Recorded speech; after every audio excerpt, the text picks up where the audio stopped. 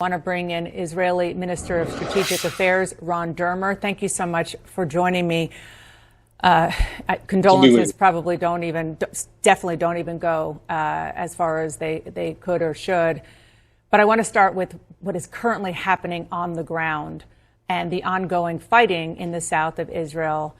We have seen and heard fire also being exchanged in the north with Hezbollah forces there. There are still apparently terrorists in your country. What can you tell us about the current situation? Well, we still have to make sure that all the terrorists, as you say, within our borders are taken care of. There were a number of fronts, and that's ongoing since this morning. We also had an attack from the north, as you mentioned, from Hezbollah. And we're in a very, very tense moment right now. We had a horrific attack, which I know that CNN and other stations have been reporting on for the last 24 hours yesterday. We have many, many hundreds, and the numbers, Dana, will keep going up. Just want to understand, for the American people to understand what happened yesterday. We are well north of 600 people who have been killed. It will probably be more hundreds, several hundred more.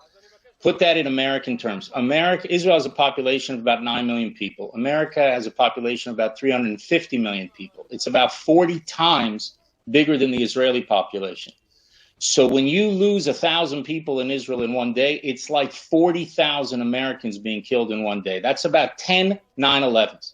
That's what happened in Israel yesterday. The difference then, and I remember the feeling that I had as somebody born and raised in America on 9/11. That's the exact feeling I had yesterday as a minister in the Israeli government.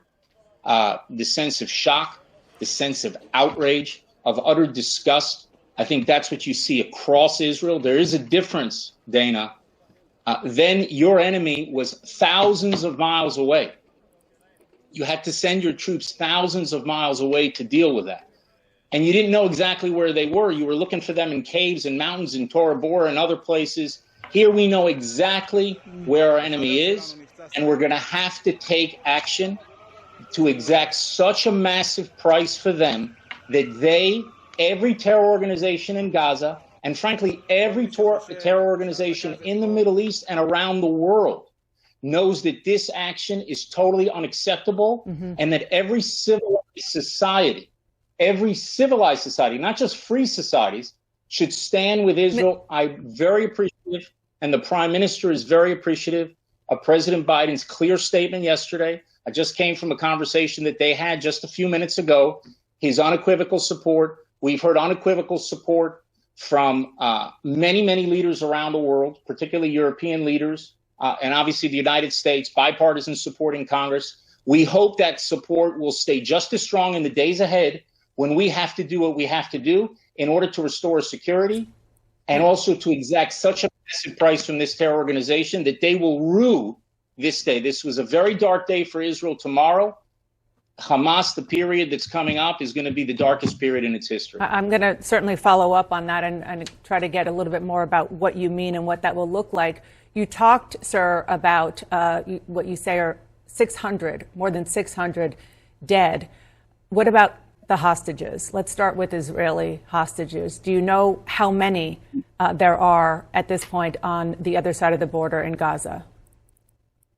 We don't have the exact number because we don't know exactly how many dead people who we're not in touch with. I think that will take several more hours to figure out the exact numbers, but I think it's scores of hostages. I can tell you there's also American hostages as part of that number as well. I don't want to get into a specific number, but these are women, they're children, they're elderly, they're Holocaust survivors. This is sick.